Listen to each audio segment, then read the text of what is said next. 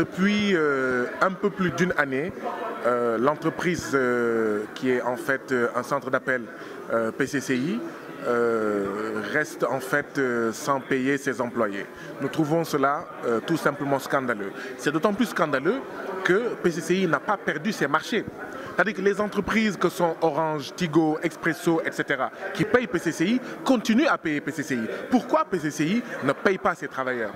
Ça, c'est un. Deuxièmement, j'aimerais rappeler quand même que dans le secteur des centres d'appel en général et à PCCI en particulier, il n'y a pas le droit syndical. Le droit syndical n'est pas respecté.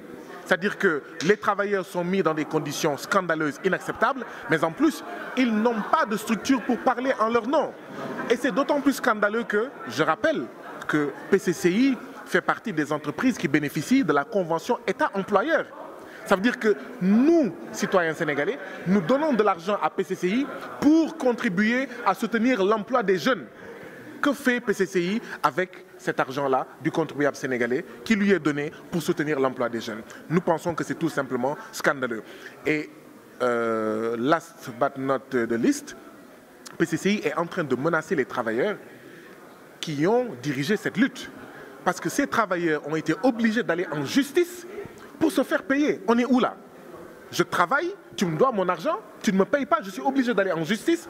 La justice prend une décision en faveur des travailleurs pour dire à PCCI de payer. PCCI commence à payer, mais fait le dilatoire avec les dirigeants de la lutte et va même jusqu'à leur proposer un départ négocié sans avoir payé ce qu'il leur doit en termes d'arriérés de salaire. Voilà la situation au niveau de PCCI. Nous pensons que c'est extrêmement grave. Nous pensons que c'est tout simplement inacceptable que dans ce pays, le Sénégal, qu'il y ait des zones de non-droit. Et depuis 12 mois, PCCI est une zone de non-droit.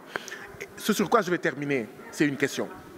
Est-ce parce que un des actionnaires est le beau-frère du Premier ministre Boun Abdallah Dionne qu'il en est ainsi? Parce que nous savons les relations de famille entre Sarré, dont la sœur est l'épouse du Premier ministre.